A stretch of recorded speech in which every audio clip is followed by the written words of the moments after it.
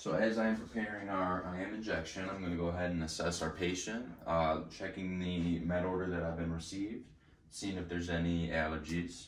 Doing this, I'm going to go ahead and open up our patient's MAR, and I'm going to be verifying the name, the date, the drug that we're going to be using, which is streptomycin, the route, which is intramuscular IM, the dose is 15 mgs, and the time of administration.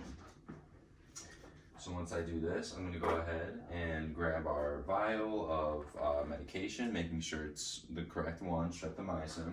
Grab a alcohol swab, swab the top of the vial, grab our needle, inject our needle into the vial, aspirate, and then extract the amount of medication needed. So once we do that, I can go ahead and recap our needle using the one-hand method, making sure it's still sterile. From here, I'm going to go ahead and check the chamber of our needle, making sure we have the correct dose in there. From here, I can go ahead and I recapped it using one hand, making sure it's still sterile, and set it down. From here, I can go ahead and open our patient's, go into our patient's room, provide them with their privacy, and then explain the procedure to our patient. Hello, Ms. Hollow, we have some streptomycin for you, okay? 15 mgs, it's gonna go intramuscularly, okay? Does that sound okay? Is that normally what you take? Yeah? Do you have any allergies that you're aware of? No? And can you verify your name and date of birth for me? Wonderful. So once I verify the patient, I can go ahead and put on our clean gloves.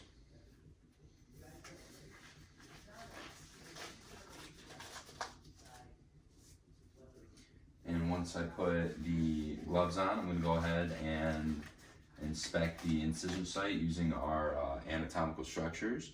So for IM, we're going to be looking for our deltoid, which is 3 fingers from our acromion process.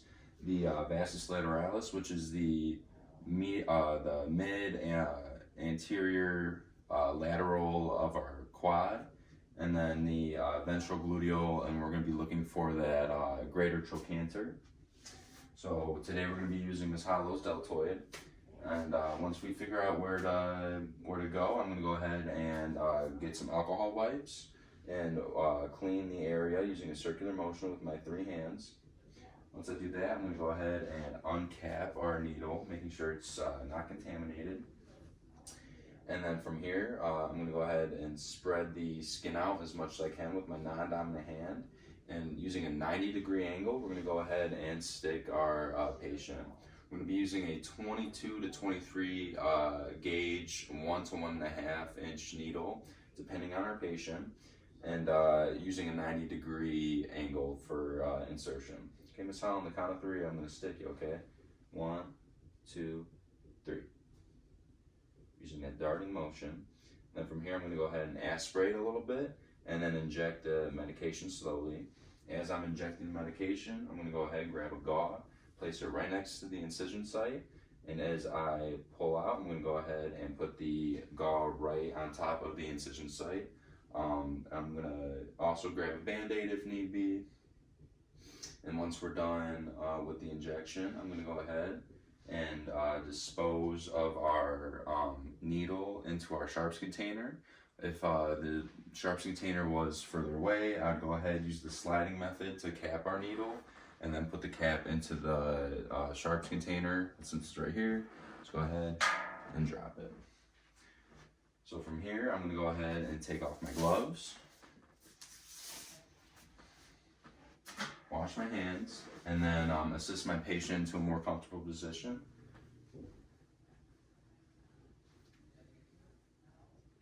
And then I'm also going to be looking for any adverse reactions to the medication. From here, I can go ahead and chart the drug, the dose, the time of administration, the route, and then I would go ahead and note any complaints from the patient, and then sign it off D. Skievich, OUSN. Anything else you need from me, Ms. Hollow? No?